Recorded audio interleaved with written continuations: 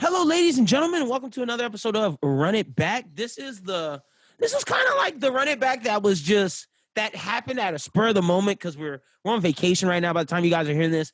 But we're doing a classic movie. It was like we've done a blockbuster, we've done a thriller, we've done The Great Director, we've done a comedy. So now we're doing like a Western classic, which is right up my alley. I'm interested to see what these guys think, like, because my girlfriend called me a maniac because I've watched this particular movie 4 times over quarantine, and this is like the 5th time I've watched it. I love this movie. We're doing the good, the bad, the ugly. Joining me as always to the bottom, Mr. Adam Schubert, and to my left, Mr. Ian Hawley. How you fellas doing today? Doing well, man. Yeah, this is probably, we've done like the blockbusters, the director, like you said. This is kind of the movie that is the classic, but also the inspiration. The Godfather, especially for like Tarantino. Yeah, Tarantino, Star Wars, fucking most anime that we watch.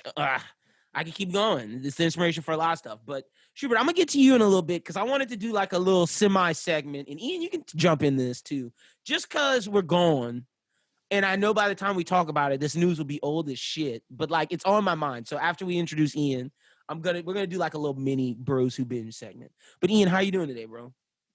I'm good, man. I'm listening to this new Juicy J album that came out over the past weekend. I know Schubert has been on the same thing as the big Juicy J stan in the group.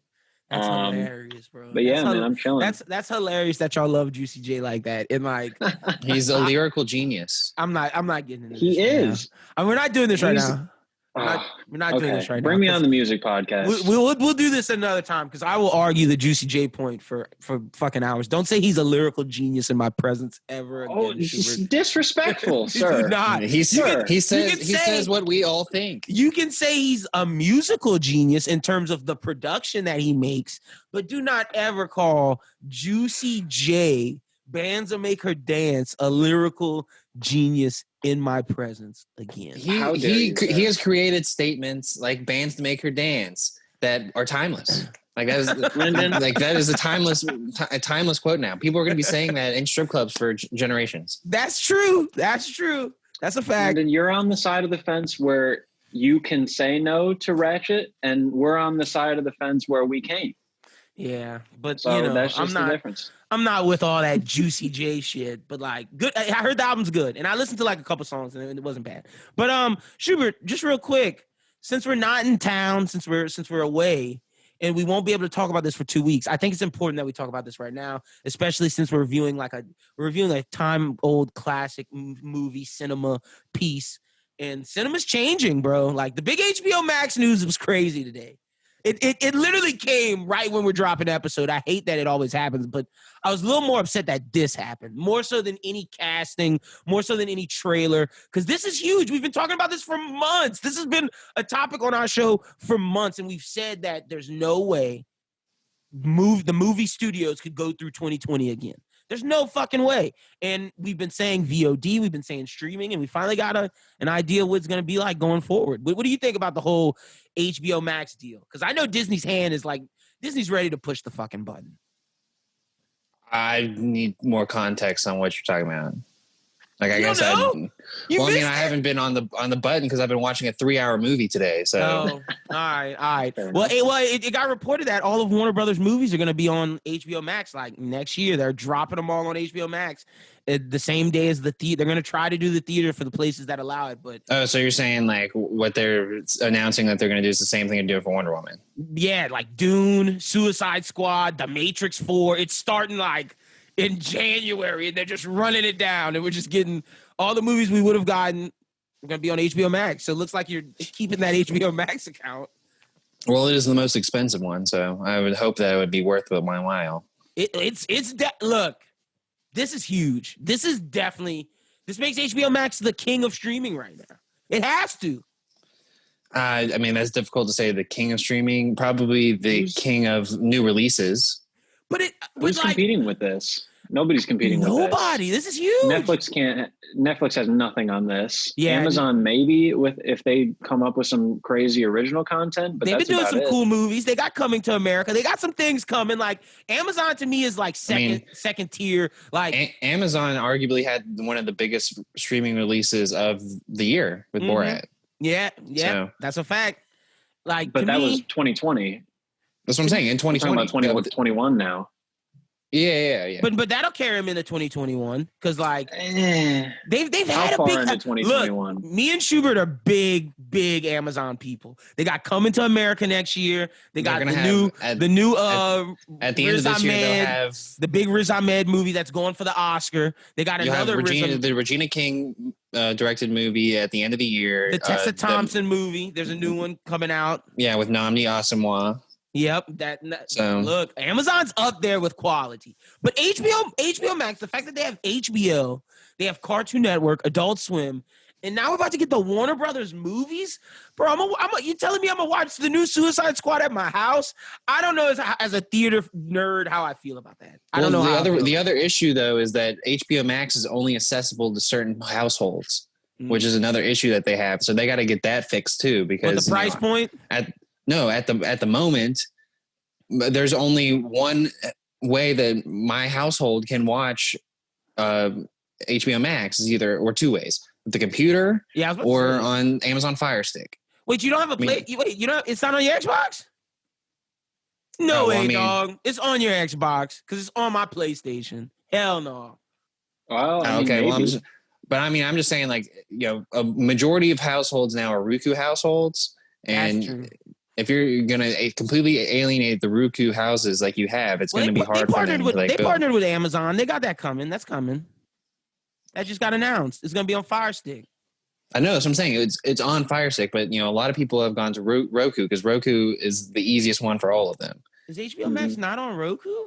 No, I have a Roku. It's not on there. I got to turn on my PlayStation to get on there, Let's which is see. not a big deal because I have the PlayStation, but I wouldn't go out and spend $500 on a PlayStation just to be able to watch HBO Max every month. Damn, it's not. All right. Okay. Roku and HBO Max are nearing a streaming deal. So like they're in talks right now. It's a money thing right now. Yeah, I mean, it's gonna happen by next year. It might happen by Wonder Woman. It might. No. It might. I mean, they better hurry. Yeah, they got if they get it done. They got But, like 2 weeks. it'll definitely happen by the new year. I'm assuming.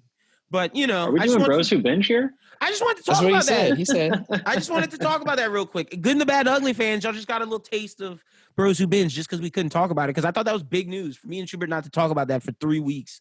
It's Well, trash. you know what Forward HBO Max? promotion there for the next You know what Bros Who HBO Max Binge? is missing? Hmm. The Good, the Bad, the Ugly. That is definitely what HBO Max is missing. We'll see if they get it. Good transition. First thing I wanted to say about this movie, off the rip, score is amazing. Score is amazing. That's the first note I made. Iconic music. Absolutely. When we talk about who won this film, and I know I'm skipping ahead, there's only 2 people. There is legitimately only 2 people. I'll accept 3, but I'll get to that. And I'm just gonna say, Enrique, or let me. I don't want to mispronounce this dude's name. And rest in peace because he just passed away.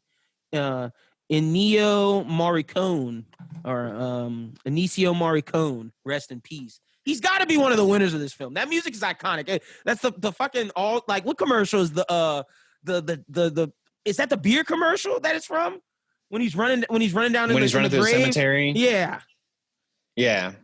It's in a bunch of commercials. that's what I'm saying. guess And the all the other stuff from that score off rip, amazing. I'm gonna come to y'all. What's y'all's initial thoughts of this movie? True first. Yeah, we'll just go on to your score point as well. It's one of those things where this movie, without even being seen, is known by everybody based upon the music. That's a fact. And the entire way that probably majority of people think about Western genre of film and cowboys in general is the good, the bad, This the ugly music. You think of cowboys and stuff. That's the first thing you think of is the music in this movie. So Your favorite show right now, The Mandalorian, is 1,000. Mandalorian, We could go on about the Cowboy influence of Bebop this film. has a episode that has a score that is eerily similar to this score.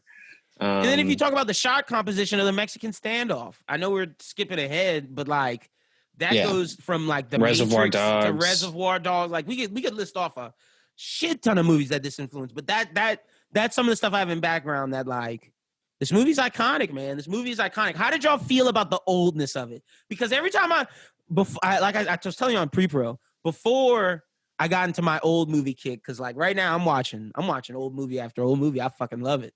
I love movies in the 50s and the 40s and the 60s. Give them to me. But at first, didn't like how does the world just look different in 1950, 1960? Did it just look like it's all blurry and the colors are all faded? Or did that fuck with y'all at all? Did that affect y'all?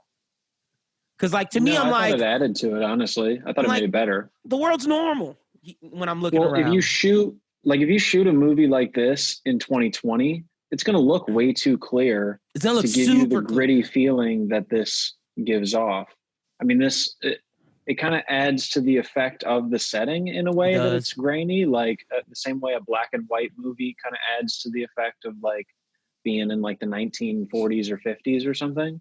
Like it really helps put the viewer in the experience, in my opinion. And I think the score added to that as well. That's all I got on that one. Yeah, I was going to say something, but I lost it. Oh no, I just want y'all's initial thoughts just so far before we jump into this thing, because like we said, it's iconic. The score is iconic. Yeah, man. No, I like the old feeling. I'm tempted to watch more old movies after watching this. You really should. If I recommend to all movie fans, at least check out Alfred Hitchcock Rear Window.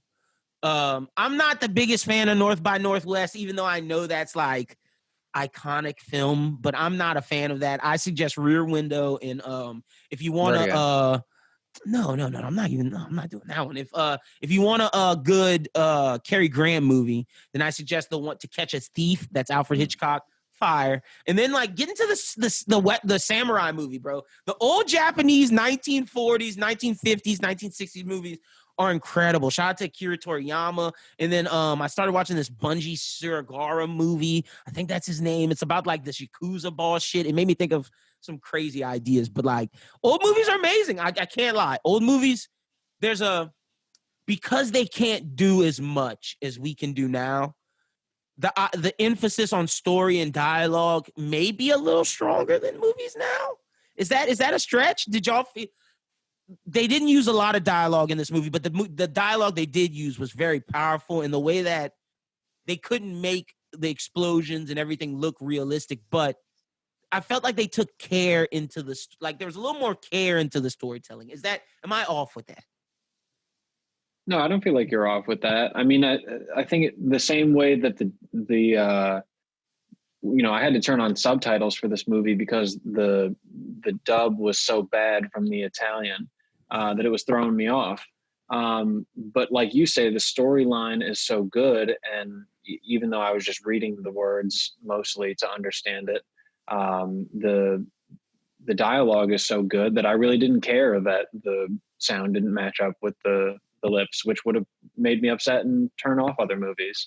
So that's a fact. Schubert, how'd you feel? Well, I think like another thing about an older movie, and especially in this one, is like, moving really forward, but in the finale scene where, the Angel Eyes goes into the grave and he shoots the gun and the hat into the grave, and you get like, you know what I'm saying? Like, you don't really get that in like movies now. And it's just like an extra little add on to the overall feel of like what this movie's trying to tell you. Because some of those shots weren't even real throughout this movie. Some of those shots were just like shots going off, and then they like throw it. They like throw the hat or whatever.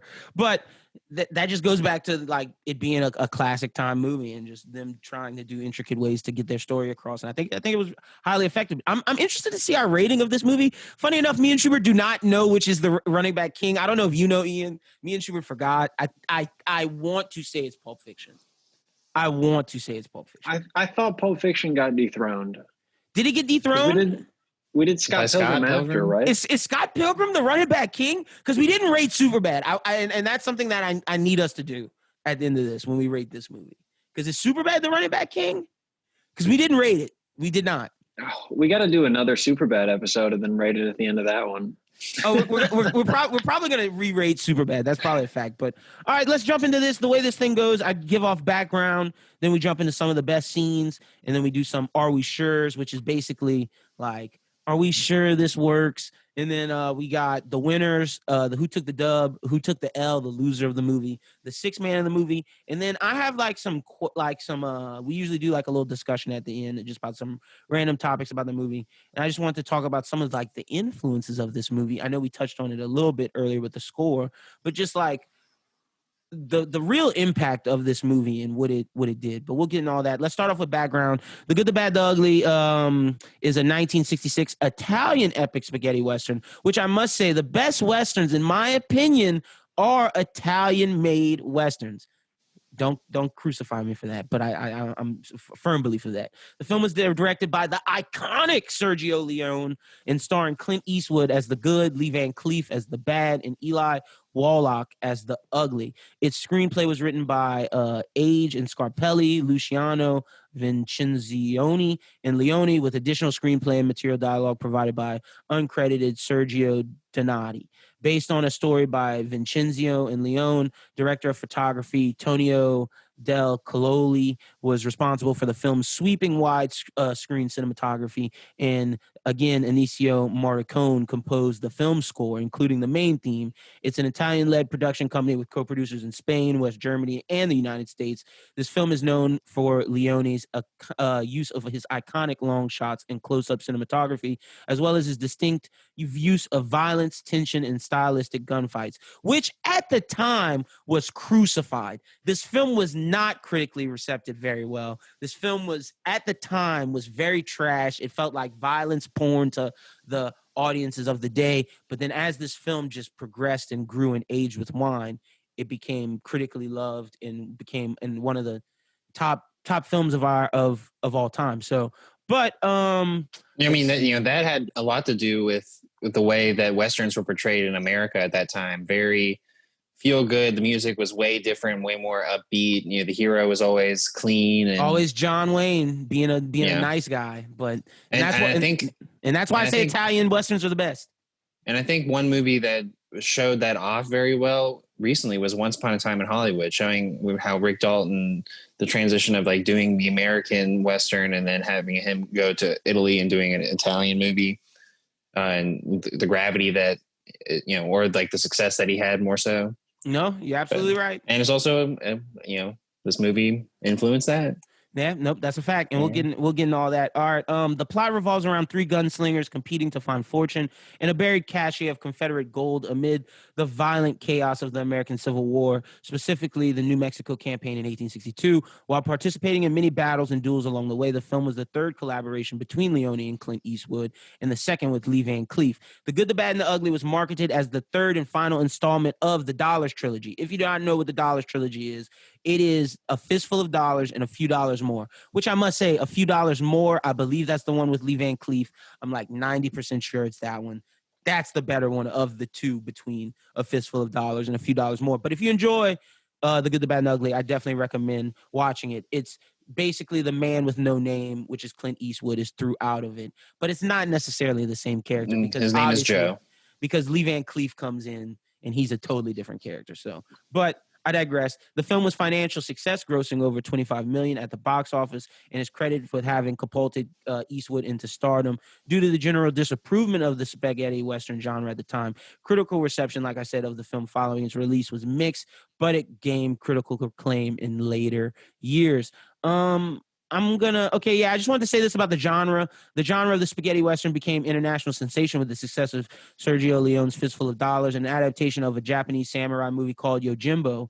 But a handful of westerns were made in Italy before Leone redefined the genre, and the Italians were not the first to make westerns in Europe in the 60s, but it was Leone who defined the look and the attitude of the genre with his first western, and the two that were soon to follow with For a Few Dollars More in The Good, the Bad, the Ugly. Together, these films, like I said, are called the Dollars Trilogy, and Leone's portrayal in the West wasn't, like what Schubert said, the idea of good and just the idea of heroism in the frontier. No, it was just about the interesting of how the world is more complicated than that, and how there's bounty hunters, how there's villains, how there's people just trying to forge out their own way in this lawless territory. So A lot of what Schubert said is what I got here. But that's pretty much all the background I have on this film.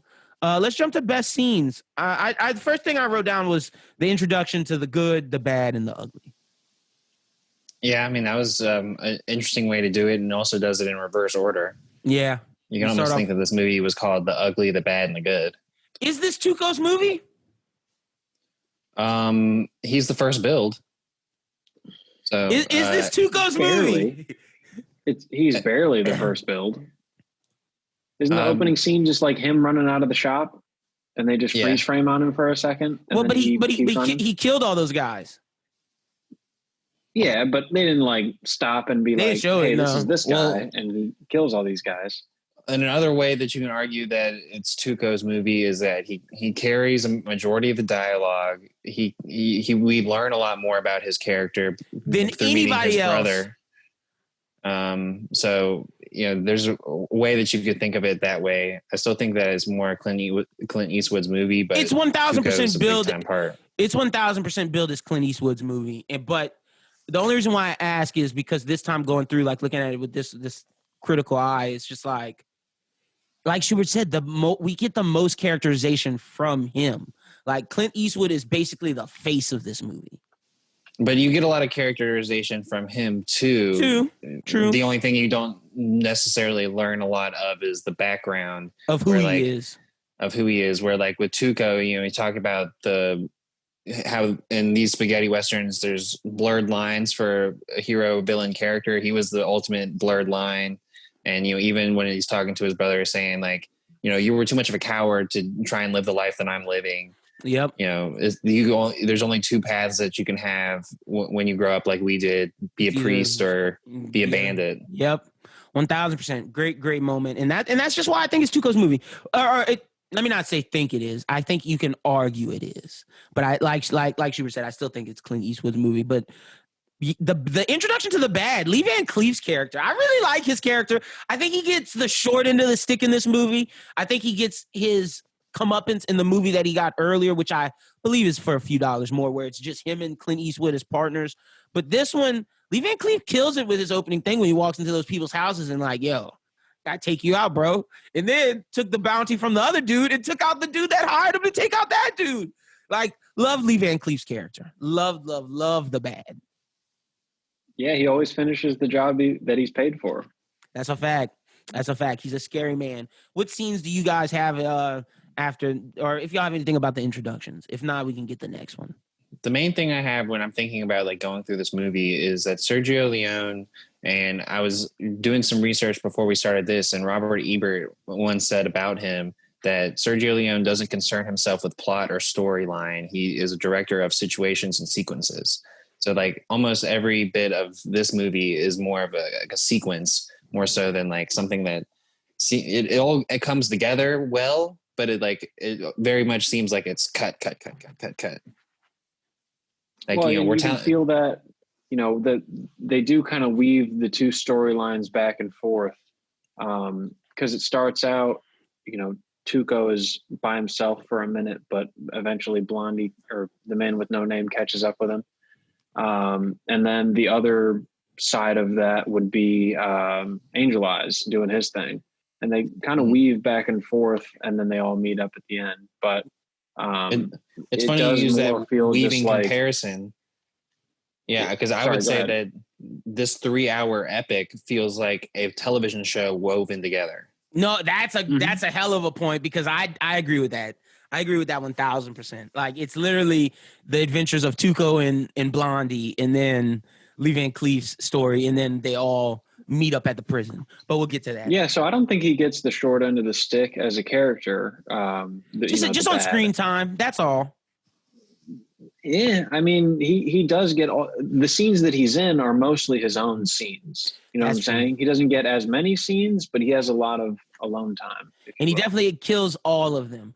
And like I said, his first intro was great. And then we got to intro the good with just him and Tuco running schemes, being the guy who shoots the noose off the hang victim. And then I just thought that was a good quote by him. It's like, you're either the person doing the cutting or the person wearing the rope. And he's like, I gotta I'm just doing the cutting. So you can't you have no say in this, Tuco, because I'll let you hang next time. But then that starts their beef. There gets a little beef, and yeah, they go their separate ways because he keeps the money like a douche. He's like, honestly, Clint Eastwood starts the issues. Tuco's just the whole time responding to the issues started by Clint Eastwood. Granted, Tuco goes a little too far in the desert. And honestly, that's why I think it's justified what Clint Eastwood does in the end. But Clint Eastwood is the original antagonizer. Yeah, I guess I would agree with that. He does kind of start the rift by deciding to go off on his own. But it wasn't really like, well, okay, never mind. He kept the money. He leaves him in the desert, and he leaves him in the desert. That's a fact. Leaves him to walk around in the desert. I mean, you totally see like why we have like, you know, Clint Eastwood leaves Tuco in the desert, so therefore Tuco does what he does to Clint Eastwood. You know, there's a lot of what this movie does really well with telling their storylines is like cause and effect. Yeah. This happens, so like later on this happens, and there's a reason why this happens at the end because it happened earlier on here. You know, specifically like with the noose. Tuco tells them and I remember this as they're riding into town when he captures him, the tournament for the bounty for the first time that he shoots the noose off him. As they're riding into town, he tells you where the movie's going to end. He was like, we're going to end up in the graveyard and I'm going to put you on the noose. It just doesn't happen in his favor, but he tells you how the movie's going to end in like the first 15, 20 minutes of the movie. That's something that I noticed very like sneakily. And I don't know if that was on purpose or not, but it's definitely, like Schubert said, a lot of cause and effect. All right, the next thing I got is the bad was getting paid $500 for a name, a.k.a. a PS5, but that's probably like $20,000. I just thought that was funny that he got paid $500 for a name, a.k.a. a PS5, just like Nate Robinson got paid $600 to do a fight, but I digress. Yeah, but that's like $20,000. I researched it, like 15 to like 17, depending on which year it is. So I just highballed it at $20K. But that's fire for them. $20K, that's a lot of freaking money. The next thing I got is Tuco sets the trap for Blondie, which I thought was great, where he gets his old gang homies with him. And then I got Tuco There's two kinds of spurs. The spurs that go through the door and the spurs that go through the window. Yep, that's a fact. Then I have Tuco captures Blondie. And then we start getting the torture scenes in the desert where he shoots the water. He puts his feet in it. He kicks it. Clint Eastwood dried up so fast. And then Tuco talks. You know, he says fair-skinned people don't do well in the sun, like, you know, alluding to, you know, what was going to happen and kind of just like dogging him for being a white boy. That's a fact. And then Tuco leaves. I got Tuco talks to Bill Carson. And then we get the connection to the Lee Van Cleef storyline, which he is looking for a Mr. Bill Carson. And then we find out about the $200,000 of Confederate gold. And Tuco gets the place where it's at, but Blondie gets told which graves it is. So therefore, Tuco and Blondie, they got to hang out. But Tuco has to save Blondie. Thus, we get to one of my favorite moments is we go to Tuco and we go to Tuco's brother, and we get the whole moment that Schubert was talking about earlier. Just the passionate. Damn, we're just flying through this movie here. Oh, go ahead if you got anything to say. Go ahead. A whole hour and a half of movie here. What I miss? Well, no. You didn't skip anything necessarily. We were just, you know, kind of glossing over a lot of bits. Go ahead, touch on something. One of the best scenes for me, at least in this first like hour or so, is when they're walking in the desert. You know, the first time, and Clint Eastwood says, you know, when he's leaving him, Tuco's yelling at him. Calling him all kinds of things, but a Christian. And he says, such ingratitude after all the times I've saved your life, you know, referring to shooting him down from the noose. That was one of my quotes of the movie. And then the scene, you know, Tuco eventually tracks him down to the house that they're in the abandoned town. And then the town gets bombed, and that saves the good from being hanged, which I thought was another great scene, because it was just, you know, he was even telling him, hey, you know, that kind of sounds like there's gunshots going off outside. That could be cannon fire. And he kind of blew it off, and then it eventually ended up, you know, cost him. The They Civil make War comparisons to it motif. being a storm. The Civil War motif in this is great. I just love the Civil War backdrop. You can almost consider it a war movie. You can. Oh, it's I- definitely a war movie. I think you can. Like, I think that's like it's Western first, then war movie. I think second. Yeah. It's Again, like the Civil my War problem references was- are huge. Well, why are we in the desert all of a sudden if we're fighting the Civil War? Because it's on the New Mexico, because the it New was made by Mexico front. Italians. That too. That too as well. But it's on the New Mexico front. The New Mexico There front. is no That's New what they said. Mexico. That's what the background said. It's in the wait, where's it at? Let me find it. They say it's in the New Mexico campaign. See, that's what I was in trying to. in 1862. So I was worried I had just missed something in geography class. Like, there a desert in North Carolina somewhere? Or I don't- It's very. This is why Star Wars can do the Mandalorian and make sense. It's the remnants of the Empire, and they have to fight the remnants of the Empire out here in the desert in the Outer Rim. look at this guy. So is this the remnants of a fistful of dollars and a few dollars? No, more? not at all. Not at fucking all. Not those movies. Yeah. Those movies have their own plot lines. Like, but this is the only one that does but relating it to actual real life events. So, but yeah, man, getting to Bill Carson, loved all that. Loved that scene and everything. Yeah, there's a particular scene in the desert where Clint Eastwood would, falls on a dune, and then like Tuco throws a bottle on the dune and it rolls all the way down and hits him on the head. Like, that is an amazing feat in filmmaking to be able to get that shot. Yeah, no, 1000%. It was a great moment, very much so. All right, then I got like I said, the brother. They go to the brother. The brother takes care of Clint Eastwood, brings him back, and I really love the conversation between Tuco and Blondie as they're leaving, and he's like, and he's talking about just like his brother and how his brother would always give him a place to eat a bowl of soup, but like he still feel lonely out here. And then Blondie gives him a bit of compassion. And they're like, this is kind of like where I have some problems, because it's like they're offering the peace pipe of like, all right, we're going to work together. Take this cigar. That's the best thing after meals. But then like they still do some shady shit to each other afterwards. Like, why couldn't they just come together at this moment and just be decent human beings? But it's the West. It's the fucking West. Well, I think this was the point in the movie where the good being the good really kind of comes to fruition. He realizes that Tuco, the ugly, his whole life is kind of just one ugly mess. He seems to have done a lot of wrong in his life and probably made a few mistakes, as evidenced by his talk with his brother, who tells him, hey, it's been 9 years since you even talked to our family, and mom's been dead for a while, and dad died like a few days ago or something. So that's why he was basically away. like, yeah, get out of here, man. And so the good is like, you know what? I think this is the salvation of the ugly. Is the good realizes, hey, man, this guy, he's had a rough go of it. I'm gonna let him be in the end. Well, at least for right now. Then we get Tuco and Blondie get arrested at the with the Union. I thought that was a great scene where he's like, oh yeah, they're in gray. Yeah, shout out to the Confederacy. Shout out to who's the General Blondie? Lee. Shout out to Lee. And then the dude walks up and starts slapping his coat and getting the dust off in a straight blue. And then Tuco's like, fuck. And then they go to the prison. And I thought the scene is just great. And he's like, oh shit, is that Angel Eyes? And then Angel Eye realized what's up. And so like they just arrest their ass. And then we meet that one-eyed homie who's a fucking douche. And Tuco had to say that he was what's his face? Bill Carson. Yeah, why couldn't he just say he was Tuco?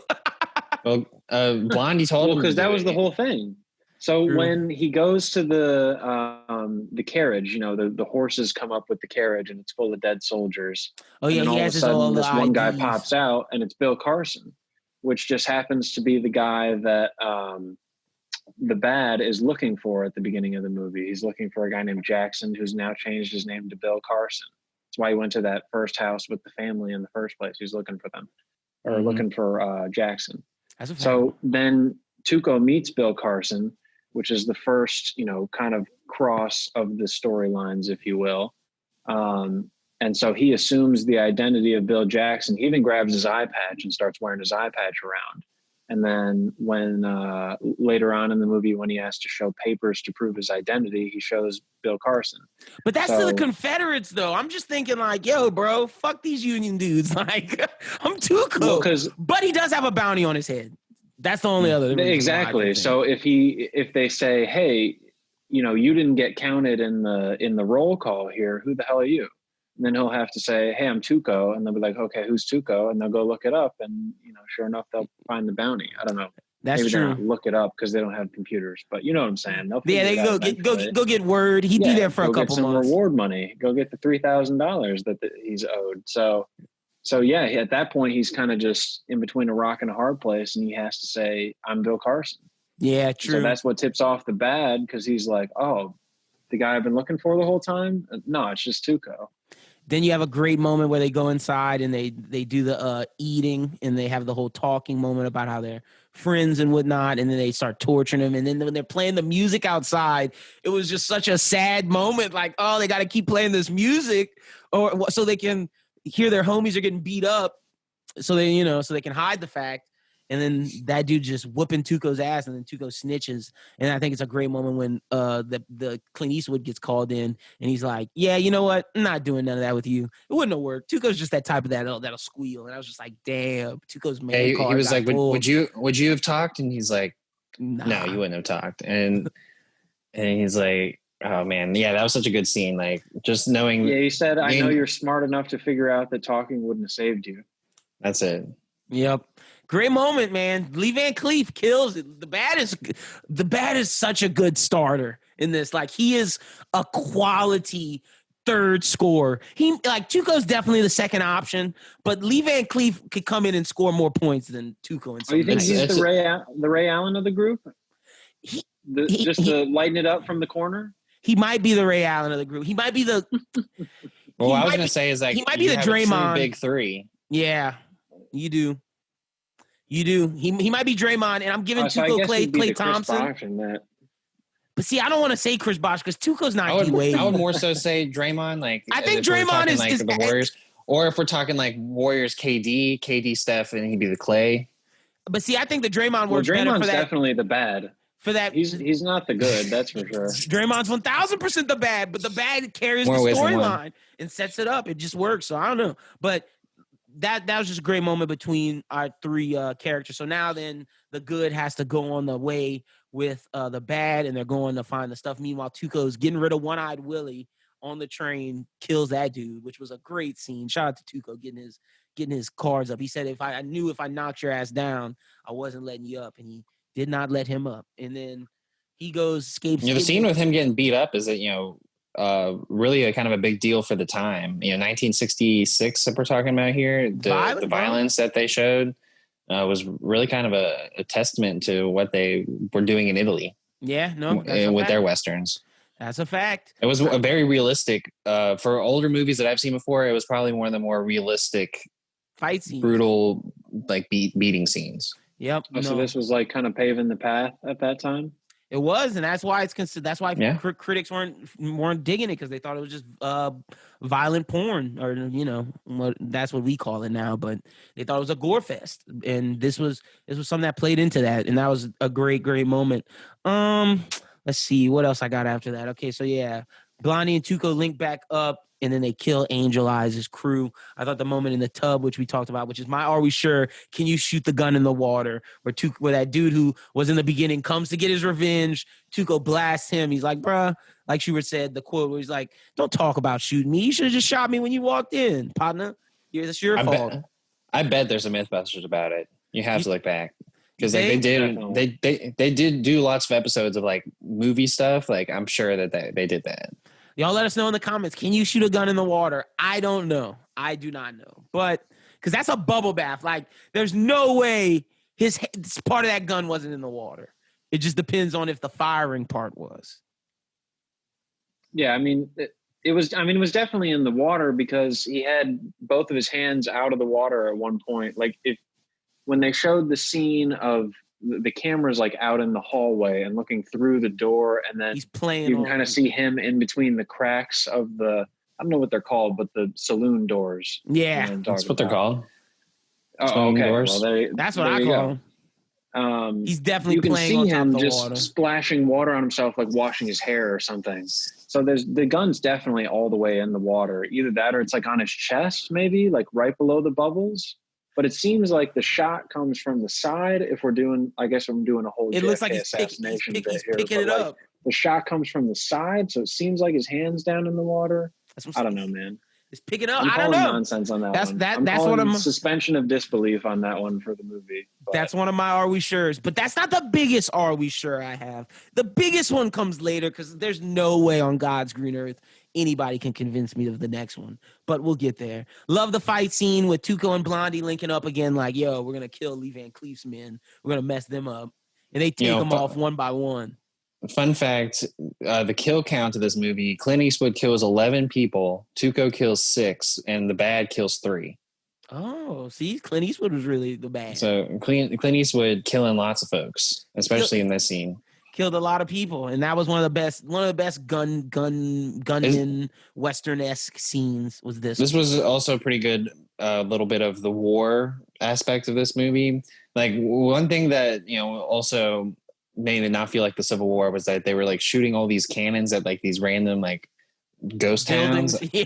And I'm like, they never would have done this in the Civil War. Like, but that felt more like World War II, World War I than anything else. Yeah. But it's still very cool. And this is right around that era. So, yeah. That could have been like the feel for that in terms of them making it. But no, 1000%. Like that was one of the better scenes when Tuco's walking out of the smoke after the cannon drops down and explodes. And they're like, oh, it's him. Y'all better watch out for the other one. And they did not watch out for the other one. Tuco and Blondie took them down real fast. All right. The next thing I got is Tuco and Blondie talk to the Union commander, the Union captain about the war and about death. And they do the whole blow the bridge thing. But I thought the conversation between the captain and Tuco and Blondie was an amazing scene. That definitely top scene in the movie. Up there with the brother scene. The captain has to be a 6-man candidate. I'm just throwing that out there early. Just what he did. He came in, got buckets, gave some philosophy points, and left. That's what he did. He did his job. He did it well. I enjoyed you gave him it. a little knowledge in the timeout huddle. That's what I'm saying. He did his thing. He came in, dropped 15, and left. It was very memorable and impactful in the moment. But this is how Schubert says it feels like a TV show, because this feels like a whole separate movie. Yeah, this is a whole different episode. Yeah, that's a fact. But this gets to my next "Are we sure?" There's no way on God's green earth they're setting those charges in the water and swimming back before it blows up. There's no fucking way. Yes, I agree with that. There's no fucking way. Bro, when they swam back, you tell me right when they got back, the shit blew up? How, Sway? Well, no, it wasn't even right when they got into back. cover like behind the sandbags. And only like one part of the barge like flies out and almost hits Tuco in the ass, and everything else just goes in the water. Yeah, Sway, you ain't the got fuse that. Wasn't even as long as one of my fingers. Yeah. No way. Nonsense, man. Big time. Are we sure? That's worse than the gun in the water. Like the other "Are we sure?" that has to do with that comes later. I'll remember it. But I wanted to go back to like the setup of the Union camp. Very again, World War I with the trenches. Yeah. I love how they bring him in there, and the captain is just like this drunk guy who's just like, oh yeah, like most liquor of the soldier, spitting his wisdom or whatever, and then he's just like drinking, and he's just like, yeah, whatever. This war doesn't matter. We're dying for nothing. Yeah. Just very big commentary. No, 100%. I loved it. I loved all of that. That's some of my favorite parts of this movie. Absolutely. We would get into your "Are we sure?" Because I'm sure. Yeah. Because what I have left is "Are like, we sure?" is like when big Tuco like dips with the horse and trying to get away from Clint Eastwood to head to the cemetery, and then Clint Eastwood like is smoking a cigarillo and then like lights the cannon. That dude? Oh no, lights the cannon. No, lights the cannon or whatever, and like the cannon perfectly gets to where like Tuco was headed with the horse. I'm like, okay, the dude didn't even aim it. So, Schubert, he's the best shot in the West. Have you not Yeah, He been didn't even watching touch. the He movie didn't up to touch this the cannon. point? He just lit. He just lit it. I suspended my disbelief so much for that, but you're right. You're so right. I just thought what Ian said. I was just like, oh, it's Clint Eastwood. He can get the shot off. But Schubert, he just walks up. Well, it didn't seem like he was really concerned. It seemed like he was just trying to make a point. Like the fact that Yeah. it missed him was probably more fortuitous because he could have accidentally hit him and then not known where he was going. I don't think he would have So- cared either way. Also, yeah, I that think he was just scene, making a point. that scene reminds me a lot of the Favreau directed stuff of Iron Man and Mandalorian, where you got the dude trailing away, and then you like the shot and then Yep. from the distance. Influence. It's like that scene in Atlanta with the Migos. Influence. It just all works out. No, that's one. You're absolutely right. That's a great one. All right. The next two things I have are just big moments because I stopped really like everything else is just I got the search for the grave, the iconic music, him running around, and then I have the standoff, the Mexican standoff. Those are the last two things I have from the film. Oh Yeah, no, the so- grave scene is great, man. He says one of the quotes in that scene is, "In this world, there's two kind of people: those with loaded guns and those who dig. You dig." Yeah, you dig, partner. That was awesome. I love that. And then how it leads into the standoff when the bad No, just throws the shovel. The bad comes up, throws the shovel, and is like, "Oh, there's enough room for two to dig." Yeah, you get your dig on too, partner. I'm gonna shoot He you. basically gave him the letter Kenny, more hands make less work. Also, love the fact that the good just didn't tell him the truth, and he was like, "I don't believe any of y'all. Check this out. Y'all still don't know where the grave is. Got y'all. Now we're about to. I do wrote a it on this standoff." rock. Yep, I wrote it on the rock, and we're gonna go over here, and whichever one of us dies can come get this rock, and you'll get the money. And then I thought it was great. He never intended to kill Tuco. That's why I'm just like, damn, why they have to end it that way like that. The fact that he didn't load his gun because I feel like he knew the bad was gonna shoot for him. I don't know. He did not load Tuco's guns on purpose, which means I think he was okay with rekindling the friendship. Well, Or he was making sure that Tuca didn't shoot him. That too. Also, that I think it's a combination of both. Like I say, when they were on the carriage together and Tuco was making up this lie about how he's got a great relationship with his brother, I think that was the point where the good was like, all right, if this guy comes at me, I'm going to defend myself, but I'm not going to go out of my way to harm him. Yeah. And I think that was the payoff for Tuco. Because he didn't really do anything to win over the good, but the good just pitied him and was like, all right, I'm gonna let this guy Pretty go. much. Pretty Yeah, much. so- But then we get Lee Van Cleef dies.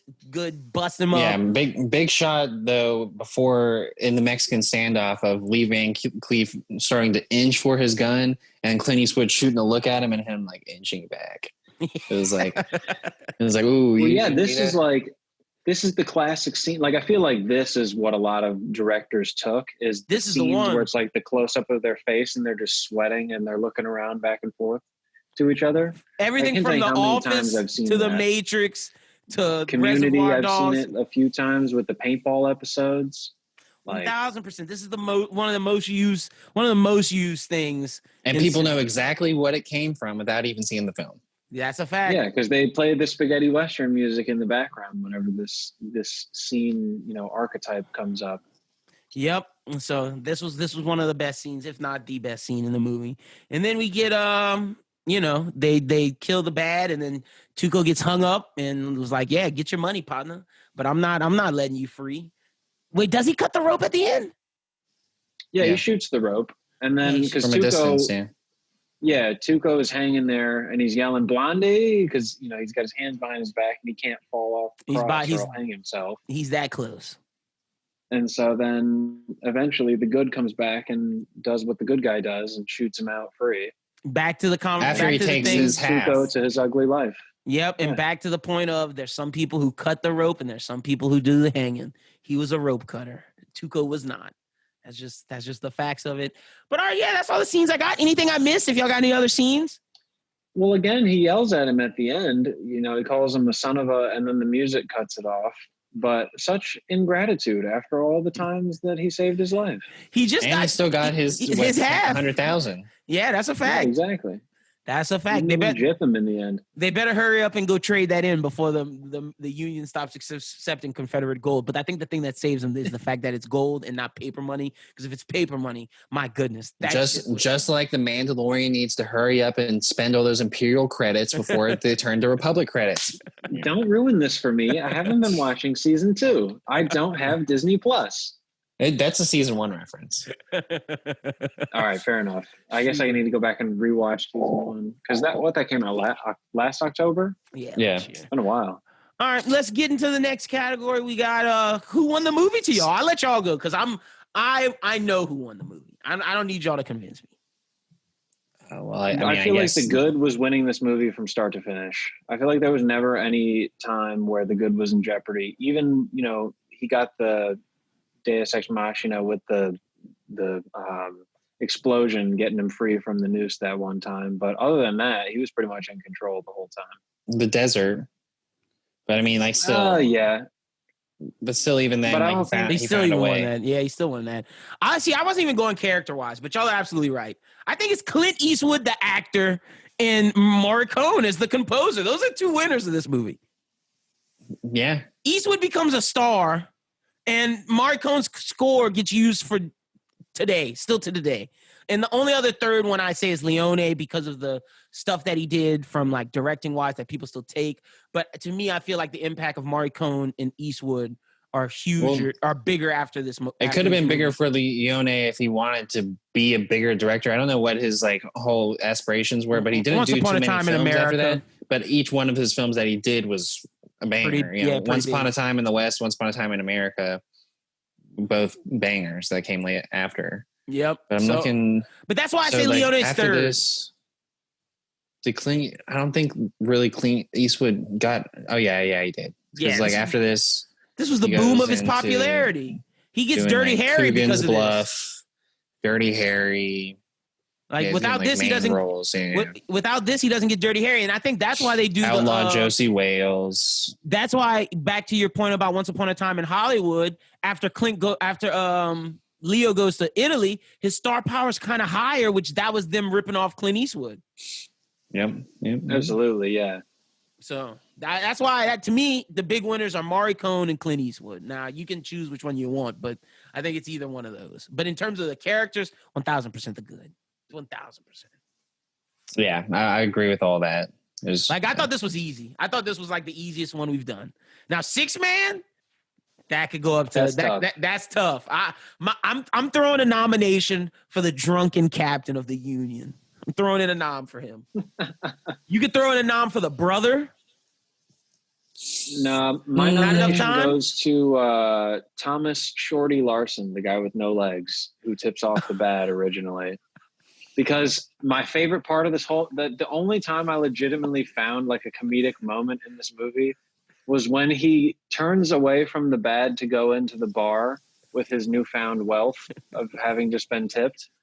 And he says to the bartender, "Hey, hand me down a drink." I had to pause the movie. I was laughing so hard at that.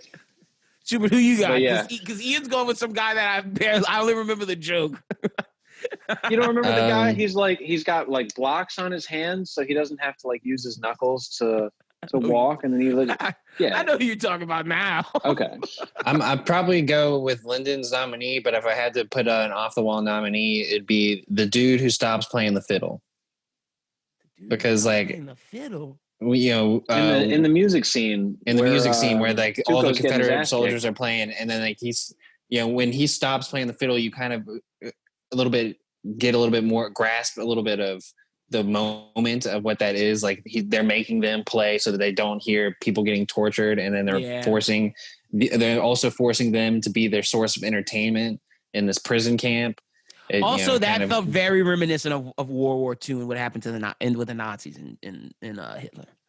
Exactly. Yeah.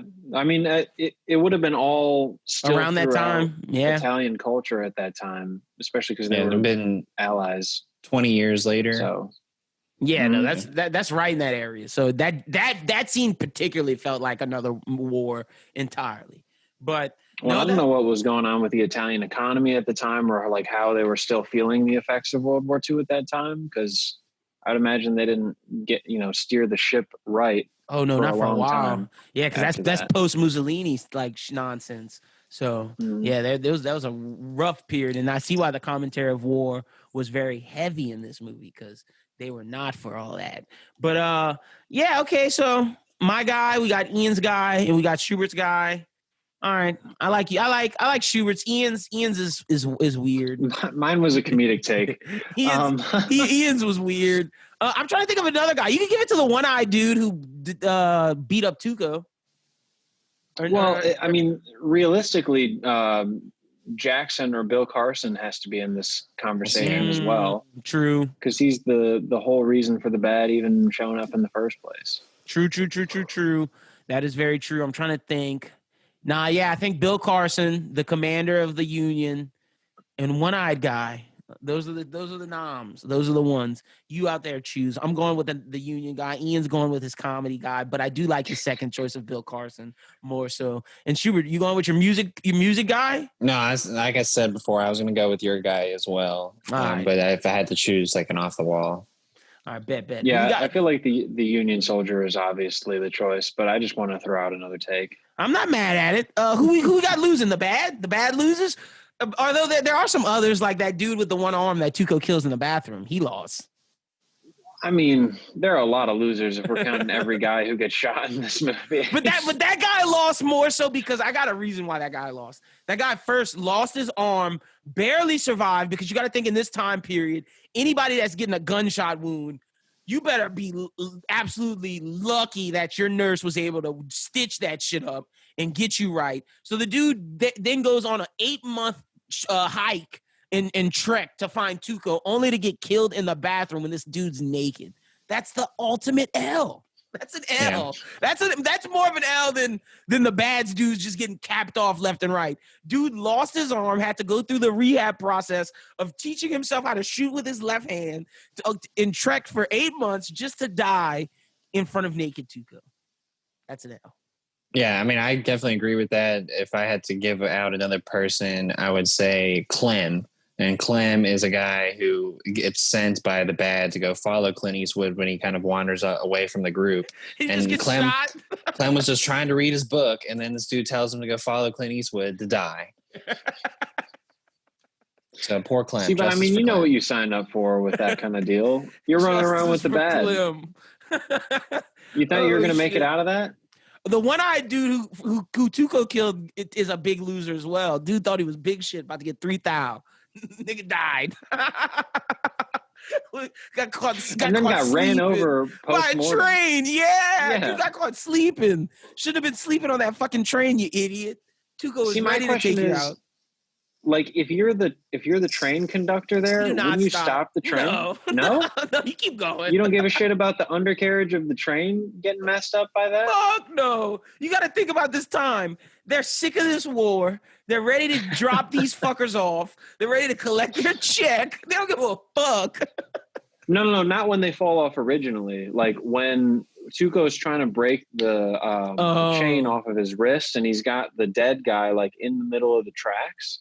If you're the train that's coming, wouldn't you stop the train before you run over this guy? They weren't stopping. Are you not worried about your train?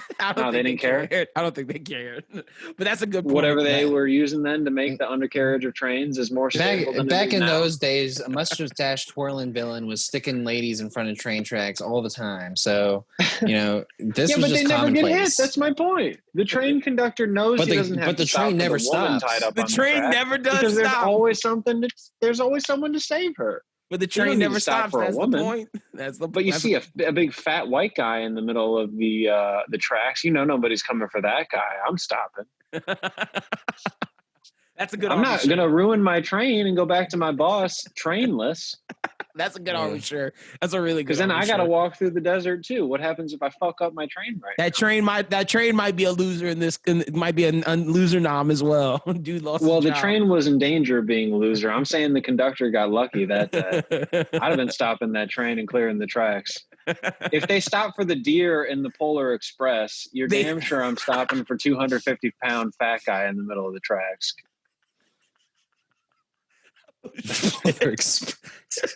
But What a reference! Only on Run It Back. Oh, that was great. So okay, so who else y'all got losing? Is that it, or who's y'all That's it. ultimate loser?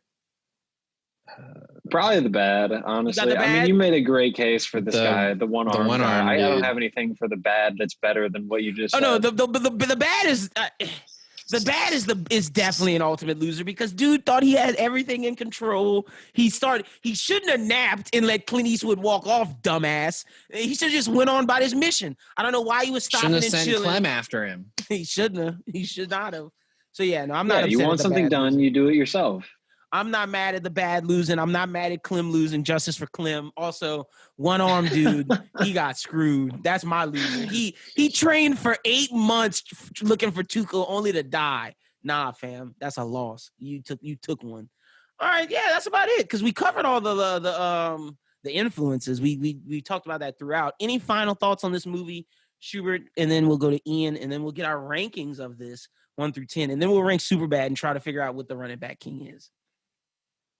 That's blasphemy. Um, We're leaving Superbad out at this point.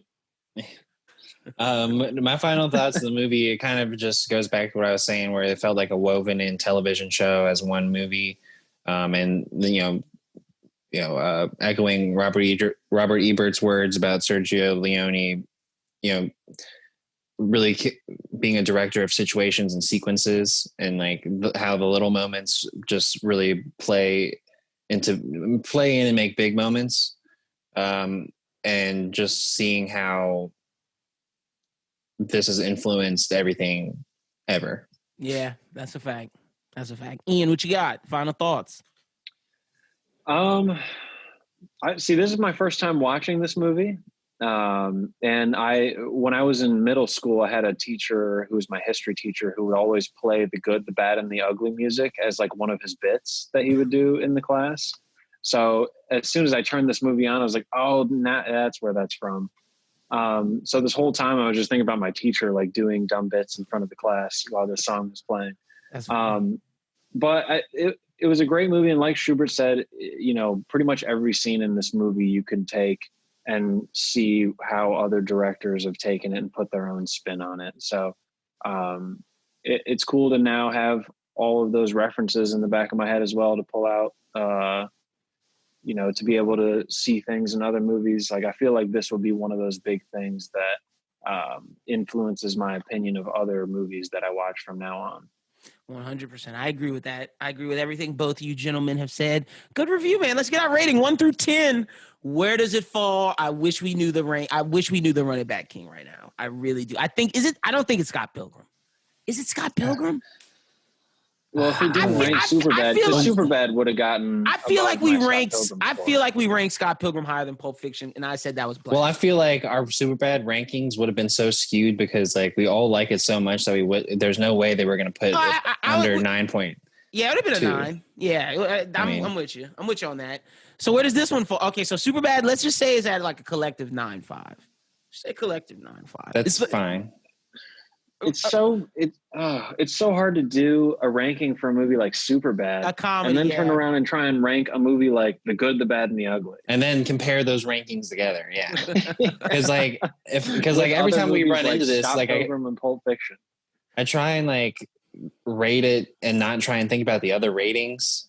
Because like if I was going to think about this and not think about the other ratings, I would probably rate it like at 9, probably just 9. This is a 9 movie, though. I agree with that ranking. Yeah. See, and I would have even given this movie like a 9.2 or maybe a 9.3.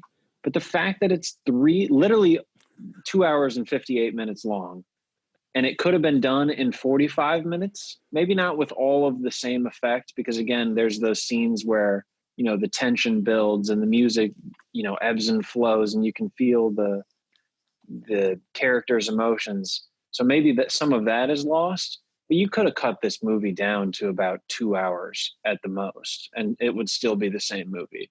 I mean, there are literal scenes where, and I was doing this to try and have us, record at a reasonable hour, but I would skip a good, minute to minute and a half of the movie. And all that would happen is the camera's like panning as the horse rides, or like the guy's walking down the middle of the street and The stops graveyard in at the one scene, building. bro, where he's looking for Yeah, the where fucking he's just running grave. around. I fast forwarded through But the music, most of him though, running The around. music was graveyard. fire, but that was a long scene, bro. It was like 3.5 minutes of him just panting heavily, running around the graveyard, not knowing what he's looking for. All these Like, criticisms are very fair. What do you So rank this in? that drops it down to like, I'm gonna give it an 8.9. 8.9? I think our collective score is still a 9. Let's see. Let's add this up. Y'all think about y'all Well, you guys Superbad are both rankings. 9s. I'm definitely a 9. Yeah, so Yeah, it'd be For a the 9. iconicism alone. 8.9. Divided by 3. Yeah, usually for a long movie, I'd knock it, but like for it to be 3 hours, and I feel like there's It not didn't like a feel 3. It didn't Well, feel no, 3 hours. no, it did feel like 3 hours. But I'm just saying, like, for it to be 3 hours, and I feel like there is not a sequence that could have been knocked out. Like, you know, like Ian said, there is little bits that you could like maybe fast forward through like this, but there's not a sequence that I can think of that is like, oh, you can't take that. None of the moments. Not a whole sequence necessarily. I'm just saying we don't need to have a whole minute and a half of panning the camera. We can cut that down to 15 seconds if we need to. And that way you knock off, you know, if you do that for all of those long drawn out scenes where there's no dialogue and it's just, you know, setting shots, you could knock off a good 30 minutes at least of this movie. No, I don't disagree with that. We got One, 8.966. 8.96. Hey, I was right. 8.96 All right, repeating. Are we rounding up to 9? Well, yeah, we round up to 9 in that case. We got All two right. 9s and an 8.9. I'm fine with saying 9. It's a 9 movie. It's solid. This movie's solid. Now, are we not going to rank Superbad? No, we can rank it's just- Superbad. We can rank it. I agree with Ian now. I think we're going to rank Superbad high, and I don't know if it's a better movie than this. Because Superbad is one of my favorite movies of all time, and it's hard to rank that against a movie I've literally just seen for the first time today. I would give Superbad a 9.3, 9.4. I'm going 9.6. Yeah, I'm Ian's saying going like high. I was gonna say the same thing. I was like damn near 10. All right, well, I'm definitely going to stay at 4. What can you take away from Superbad? Not What a do you damn detract thing. from Superbad. I'm just detracting The- points the because only- it's comedy. That's the The only reason thing why. I would take out of Superbad is like after they leave the party, it's over. I don't need them all. All right, so I go I don't- Well, 9. I there are need- a few. Are we I don't need the sures with basement. That movie. I go 9.4. Ian goes 9.6. Schubert, give me one. What you going? I'll just say 9.6. 9.6 divided by 3. Oh, this is definitely Wait. You're saying you don't need the basement scene and you don't need the mall scene at the end? You can I live don't. without those? Wait, the I- basement That's the scene. whole resolution of the movie. But it's not funny. Without that, they just fight and they get drunk and they go home. That's all That's he not wanted. funny. Piece it up That's- and they're that's- out to college. That's all he wanted. That's all he wanted. We got And then you don't 9.53. The Run It Back King, super bad. Let's see if it gets replaced. It's definitely going to get replaced by one of these Quentin Tarantino movies. There's no way I'm doing this show with you guys and we don't rank Inglourious Bastards or Django higher than Superbad. I will cry. Django might do it for me. Django, my dude, yeah. Django is up there literally in my top 3 movies of all time. So it might be With Django Superbad. that does it. I gotta Superbad change is you top guys. 10. I gotta change you Yeah. guys' But it gets a opinions little on murky after Inglourious 3. Bastards. I gotta change you guys' opinion on IG on IB. But we'll get to all that. Hope you guys are enjoying. Vacay. Two movies that were very heavily influenced by this movie. Yeah, that's a fact. Both of them. A lot of the movies that we will review going forward is heavily influenced by this movie. I'm thinking I've been pressing Schubert about Star Wars. I think we need to start the rewatch. But where do we start? It's up to him. I told him we can either start at 4, we can start at 1. Yeah, I mean- both different styles of rewatching. See, but if we It- do Star Wars, are we watching all 9 Star Warses and the side movies as well? In a row? No, not in a row. We're gonna do let's say he picks 4 to start with. We do New Hope, and then next year around if June. we're picking 4 total, then the only movies we're getting are Rogue One, New Hope. We could do Force Awakens and Empire. Well, no, all right. But We're going through all of them. We're going through all of them, and we do episode 4 in next time, and then we do Empire in June, and then we No, let's just start with the best Star Wars movie of all time, which is Are we going clearly out of The Phantom order? Menace. No, it's the Phantom no. Menace. Well, no. I mean, like, it's hard because I don't want to get into this because, like, it's adding on to this episode. But like, there's a whole conversation that I have. Many people have asked me, like, how do you suggest to It's show up to things him. to people I for the told him. first time? How do you suggest to watch it? Like, how are you going to show your kids Star Wars? And for me, I say chronological. Ooh, so we So, starting like- off with episode 1. We're gonna let's do that. Fuck We're gonna it. get the Let's Schubert do it. experience. Let's do it. Fuck it, bro. We'll do that. That's the next one. Cause like, I don't know. I've been fiending to watch a Star Wars movie. Just Now because. we could also go super crazy and do like the flashback sequence or the flashback timeline where you watch, technically now with the add-ons you would probably watch Solo. No, you would watch Rogue One, you'd watch New Hope, then you'd watch Empire, then you would. Oh no, it's difficult now with Solo added into it because you can go back and be like Solo's a flashback, but they do it had where us like at you first stop with at 1. 5. You stop at 5 and then you go back to 1, 2, and 3, and then you do Return of the Jedi so that you know Anakin's whole arc. Like there's a lot of different ways you can watch it. We're starting at 1. We're starting at 1, and we'll do Attack of the Clones in like June, and we'll shit on it because there's no way that movie's getting over a 5. At least for me. That From movie's- y'all, That movie's I'd probably put it asshole. pretty high. See, all right, we'll do it when we do the We'll do it when we get to it. But yeah, we'll do a Star Wars movie next. Fuck it. I'm excited for that. Because like The Dark Knight's coming. That'll be a special running back. That'll be like episode 50 or something. I'm saving that one in the pocket. But I told you it's time. It's time to get his love of the Star Wars. Let's start with Phantom Menace. Cool. All right, where were y'all? Ian, tell the people they can find you out on social media. You can find me on Twitter at IanBWT. You can find me on Instagram at IanHawley12. You can find me on SoundCloud at Chop Shop. And you can find me on YouTube at Old Daddy. That's Old with an E, not a D. Y'all go follow Ian Schubert. Tell the people where they can find you at on social media. You can find me on Twitter and Instagram at aschubert14. If you find me on Spotify, you'll see that Ian's song would be in my top 5 on the 2020 Spotlight. And if YouTube did that, it would be on mine. And I don't use Spotify. Yeah, so listen to the Bros Who Binge podcast. No episode next week, but or the week that you're listening to this on. Yeah. But the last episode we talked about chapter 13 of the Mandalorian, the Jedi, and we did a Pitch It episode that Ian is featured in as a judge, where Lyndon faced off against Jake Madison for the championship. If Lyndon wins, or if Lyndon won, then he is the champion, and if Jake Madison won, then there's going to be another Pitch It. So find out. Come through. Did I ace the hole or did I lay an egg? Come find out. But you guys can follow me at LinBWT. Follow Bros Who Think at Bros Who Think. No really new content this week. Just go check on all the old shit. It's on YouTube. I'm not gonna. We're on vacay. This was just to hold you guys over because I can't go a week without dropping any content. I need to at least give the people something to gnaw at. My girlfriend's pissed that I'm doing this, but I care about you guys. I care about the people. I gotta feed y'all. Y'all gotta eat. I can't go a week without dropping something. I feel crazy. So, but you guys will get all the normal stuff when we get back, which is the 13th. Yeah, so y'all have a new episode on Monday, the 14th. All right, lit. Yeah, we'll talk to y'all on the 14th with a new Bros Who Think podcast until the next Run It Back, which is going to be Star Wars. We'll probably, oh no, Christmas is coming up. We're going to have to do a Christmas movie Run It Back before Star Wars. Elf. Definitely. We'll put a poll up. No, The People Grinch, Jim Carrey. See, we're gonna put a That's poll. possible. That's a poll one. All right. Well, yeah, we'll talk to you guys for the Christmas Run It Back, and then after that, we'll get back to normal with Star Wars. But until then, you guys have a good one. Peace.